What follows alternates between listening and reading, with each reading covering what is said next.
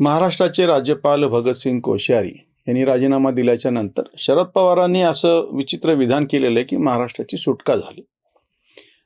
आता खरं तर हे निदान पवारांनी तरी म्हणायला नको. त्याचं कारण असं की याच शरद पवार यांचं सरकार 1980ला काहीही कारण घडलेलं नसताना, त्यांच्या पाठीशी पूर्ण बहुमत असताना राज्यपालांकरवी इंदिरा गांधींनी असंच हटवलेलं होतं.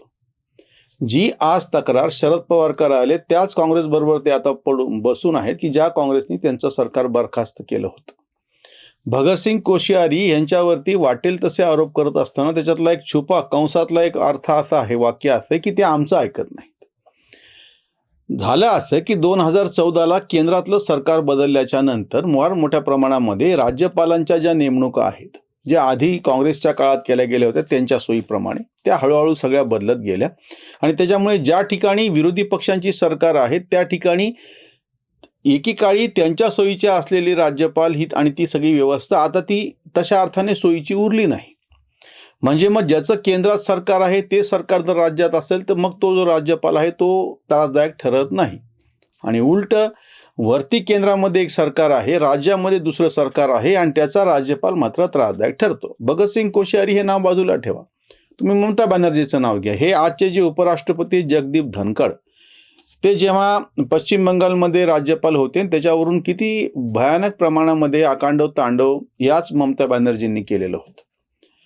म्हणजे एक साधी गोष्ट आहे की केंद्रातल्या सरकारशी तुम्ही जोपर्यंत जशा पद्धतीनं जुळून घेत आहात, मग त्याच्यामध्ये भले तुम्ही दुसऱ्या पक्षातले का असं, जसं बिजू जनता दल, त्यांनी आजपर्यंत कधीही 2014च्या नंतर केंद्रातल्या सरकारशी कुठलाही संघर्ष घेतलेला नाही, म्हणजे विनाकारण संघर्ष घेतलेला नाही. त्यांचे ते निवडणूक लढवत आहेत, निवडून येत आहेत आणि त्या राज्यामध्ये जो कोणी राज्यपाल बसलेला आहे त्याच्या बाबतीमधले असे कुठल्याही पद्धतीच्या तक्रारी, अगदी त्यांच्याकडे वादळ आलं, त्याच्यामध्ये प्रचंड मोठं नुकसान झालं पूर आणि बाकीच्या परिस्थितीमधून, तरीही केंद्राची मदत ह्या संदर्भामध्ये एकदम शांत पद्धतीने सुसंवाद कसा प्रस्थापित करता येतो. राजकीय विरोधक असताना सुद्धा भाजपच्या विरोधात सातत्यानं निवडणुका लढवून निवडणूक येऊन सुद्धा कुठलीही कटुता बिजू जनता दलाच्या सरकारने नवीन पटनायक यांनी येऊ दिलेली नाही आणि कुठल्याही राज्यपालाच्या बाबतीत तक्रार केलेली नाही.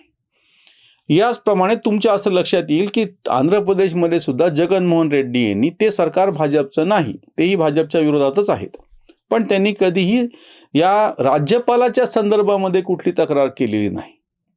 पण महाराष्ट्रामध्ये महाविकास आघाडीचं सरकार असताना फार मोठ्या प्रमाणात अर्वाच्यपणे राज्यपालांच्या विरोधामध्ये बोलल्या गेलं, वागल्या गेलं.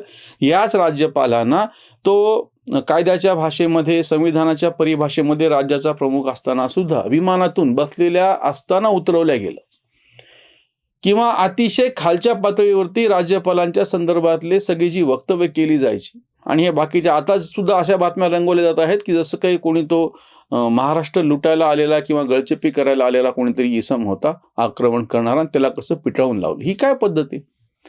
जेव्हा ह्या शरद पवारांचं सरकार, यांचंच नाही, एकूण भारतभराची 9 सरकारं इंदिरा गांधींनी या सगळ्या राज्यपालांना हाताशी धरून बरखास्त करून टाकली. का? तर केंद्रामध्ये सत्ता बदल झालेला आहे, जनमत आमच्या बाजूने, म्हणून राज्यामध्ये पण सत्ता बदल झाला पाहिजे. ह्याला काय अर्थ आहे? म्हणजे एक लक्षात घ्या मुद्दा की हा राज्यपाल हा केंद्राच्या हातलं बाहुलं कसा बनलेला आहे ह्याची उदाहरणं सगळ्यात जास्त काँग्रेसच्या काळातली आहेत, इंदिरा गांधींच्या काळातली आहेत. काँग्रेसनी सातत्यानं राज्यपाल हे पद, किंवा नरेंद्र मोदी जे आज पंतप्रधान आहेत त्यांना सातत्याने त्रास देणारा राज्यपाल तिथं नेऊन बसवायचा आणि आपण केंद्रातलं जे सरकार आहे त्याच्या वतीनं कसं त्याच्या परिस्थिती निर्माण करायची हे सगळ्यांनी बघितलेलं. आज हे तक्रार करतायत राज्यपालांच्या बाबतीत. एकतर पवारांसारखे की जे स्वतः एक काळ त्याचं बळी पडलेले होते, त्यांनी ठामठोकपणे महाविकास आघाडीचं सरकार असताना ही भूमिका घ्यायला पाहिजे होती की अशा पद्धतीनं विनाकारण काय म्हणतील, राज्यपाल हा केंद्राचा जसा हस्तक बनू नये, दुसरीकडून आपण त्याच्या विरोधामध्ये काम करू नये. पण तसं झालेलं नाही. 12 आमदारांचा विधान परिषदेवरचा जो प्रश्न लटकला तो किमान ह्या साध्या समन्वयामुळे लटकलेला होता. ह्या राज्यपालाशी तुम्ही किमान संवाद प्रस्थापित केला असता, संघर्षाची भूमिका टाळली असती, अनावश्यक संघर्षाची. ज्या ठिकाणी योग्य आहे त्या ठिकाणी विरोध केलाच पाहिजे. लोकशाहीमध्ये त्याच्यावरती परत काही वेगळी चर्चा करत बसायची काही गरज नाही. कुठलाही तुम्ही विरोध करत असताना संवैधानिक पातळीवरती तुम्हाला जे जे करता येणं शक्य आहे ते केलं पाहिजे. पण दुर्दैवाने तसं घडलं नाही. महाविकास आघाडीचं सरकार, ज्याला प्रामुख्याने मुख्यत्वे करून शरद पवारच जबाबदार आहेत, त्याचे ते करते धरते होते, त्यांच्यावरतीच ही जबाबदारी होती. आज तुम्ही असं वक्तव्य करतात की सुटका झाली म्हणत असताना प्रत्यक्ष ह्या सरकारची वागणूक काय होती याच्यावरती एक तरी कधीतरी वाक्य बोलायचं. तुम्ही त्या सरकारचे करते धरते होता तर तुम्हाला स्वतःला सरकार पडण्याचा अनुभव होता.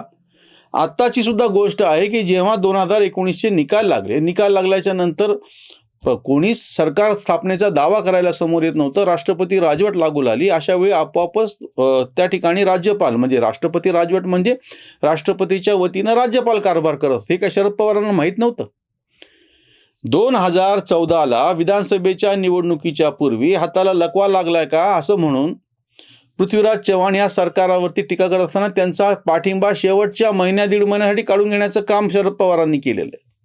म्हणजे तुम्ही ज्या अर्थी तिथलं म्हणजे ते राष्ट्रपती राजवट लागू होणार, परिणामी तो सगळा कारभार राज्यपालांच्या हातामध्ये येणार. आज जेव्हा शरद पवार असं म्हणतायत की राज्याची सुटका झाली, तेव्हा यांनी उत्तर द्यावं. मग या शरद पवारांनी 2014ला राज्यपालांच्या ओंजळीमध्ये महाराष्ट्राचा कारभार टाकला का होता? जर यांनी पृथ्वीराज चव्हाण सरकारचा पाठिंबा काढून घेतला नसता तर ती सगळी निवडणूक प्रक्रिया आणि सगळ्या गोष्टी यांचं सरकार, आघाडीचं सरकार जे सत्तेवरती होतं काँग्रेस राष्ट्रवादीचं, त्याच्या अखत्यारीमध्ये ती निवडणूक झाली असती. म्हणजे तुम्ही आपणहून महाराष्ट्र उचलून राज्यपालाच्या ताब्यामध्ये दिला आणि मग केंद्राने त्या पद्धतीने केंद्रामध्ये नंतर सरकार बदललं, ती गोष्ट वेगळी. ही सगळी जी गोष्ट आहे, राज्यपाल पदावरती बसलेली जी व्यक्ती आहे त्याच्या संदर्भामध्ये काही एक नंतर काय म्हणता येईल तुम्हाला, कामाची चौकट, नैतिक एक चौकट, वैधानिक चौकट अशी नीट आता स्पष्ट झालेली आहे. एकेकाळी विरोधी पक्ष अतिशय क्षीण होता, तर तो विरोधी पक्ष जनता पक्षाच्या राजवटीच्या नंतर संयुक्त विधायक दल आधी आम्ही वारंवार त्याचा उल्लेख करतो 67 पासून विरोधी पक्ष पण प्रामुख्याने समोर आला, सत्तेवर असायला लागला. केंद्रात एक आणि राज्यात दुसराच पक्ष आहे. ही घटना 67 नंतर जास्त घडायला लागली. अशा वेळी एक साधी गोष्ट आहे की समन्वय ठेवणे, किमान संवाद प्रस्थापित करणे. हे असं असताना सुद्धा या राज्यपालांच्या बाबतीमध्ये असं कुठलाही किमान संवाद यांनी ठेवला नाही. कारण की ह्यांचं हे पाप होतं की त्यांनी ज्या आघाडीला निवडणूक पूर्व युती त्यांनी करून त्याला बहुमत सर्वसामान्य जनतेने मतदारांनी दिलं होतं, त्याची मजाक उडवलेली होती.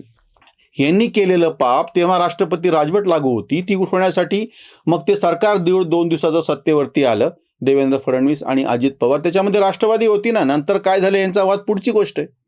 आज जे राज्यपालाच्या नावानं खडे फोडतायत त्या शरद पवारांनी ह्याचं उत्तर द्यावं की मग त्या 2-2.5 दिवसाच्या सरकार स्थापनेच्या वेळेस राष्ट्रपती राजवट उठवणे आणि पुन्हा एकदा सगळं बाकीचं म्हणजे ती व्यवस्था प्रस्थापित होणे, त्यांना शपथ देणे, त्याच्यामध्ये देवेंद्र फडणवीस काय आणि किती दोषी आहे त्याची चर्चा करत राहा, त्यांच्यावर टीका करत राहा. पण अजित पवार होते ना त्याच्यामध्ये, राष्ट्रवादी त्याच्यामध्ये होती ना, मग त्याला कोण जबाबदार आहे? किंवा ह्यांनी स्वतः कधीतरी खडे बोल सुनावले का अजित पवारांना? तेव्हा ज्या राज्यपालांच्या बाबतीत तुम्ही आता असं म्हणता, त्याच राज्यपालांनी तेव्हा राष्ट्रपती राजवट उठवायची शिफारस करून त्या सरकारला शपथ दिली. त्यावेळेस तुमचं म्हणजे अर्धा भाग राष्ट्रवादी काँग्रेसचा कागदोपत्री तरी तेव्हा सहभागी होता ना त्याच्यामध्ये. जेव्हा आज शरद पवार असं म्हणाले की सुटका झाली, त्याच्यानंतर ह्याच मुख्यमंत्री, तेव्हाचे तत्कालीन मुख्यमंत्री उद्धव ठाकरे, जे कुठल्याही ह्याचे सभासद नव्हते, त्यांनी आमदार झाल्याशिवाय सरकार टिकलं नसतं. 6 महिन्यात त्यांना आमदार म्हणून निवडून येणं भाग होतं. प्रत्यक्ष दुसरी निवडणूक कोविडमुळे लागत नव्हती.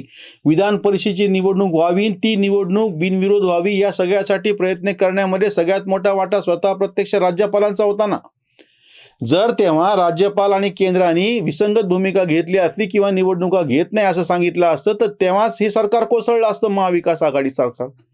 आज जे सुटका म्हणाले, कुठल्या तोंडाला सुटका म्हणाले की त्यांच्याच कृपेनं तुमचं सरकार टिकलेलं आहे.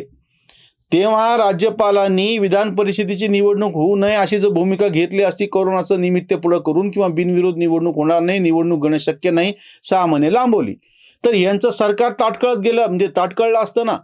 म्हणजे मुख्यमंत्री पदी कोणीतरी बदलला, दुसरा बसवावा लागला असता, त्याच्यावरून वाद निर्माण झाले असते. म्हणजे आता महाविकास आघाडीमधले जे वाद सगळे समोर येत आहेत त्या सगळ्याची झलक तेव्हा दिसली असती.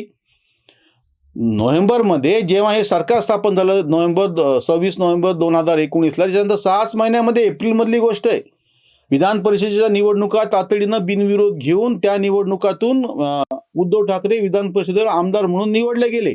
त्याच्यानंतर सरकार टिकलेलं आहे. मग आज जेव्हा हे संजय राऊत सुद्धा वाटेल तसं तोंड करून बोलायले, शरद पवार बोलायलेत, यांनी याचं उत्तर द्यावं. जर समजा कोश्यारी यांनी अशी भूमिका घेतली असती, कोरोना आहे महाराष्ट्रामध्ये निवडणुका घ्यायच्याच नाहीत, कुठल्याच घ्यायच्या नाहीत आणि बिनविरोध तर काही मुद्दाच नाही, उद्धव ठाकरे मुख्यमंत्री राहू शकले नसते, त्यांची आमदारकी संपत होती.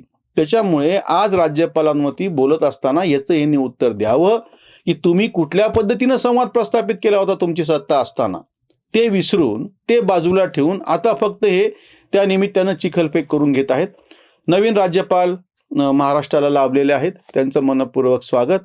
या सरकारला सगळ्या लोकप्रतिनिधींनी मिळून संवैधानिक पातळीवरती योग्य तो पाठिंबा द्यावा आणि महाराष्ट्राच्या हिताचे निर्णय सगळ्यांनी मिळून राबवावेत, एवढीच अपेक्षा. इथेच थांबूयात. धन्यवाद.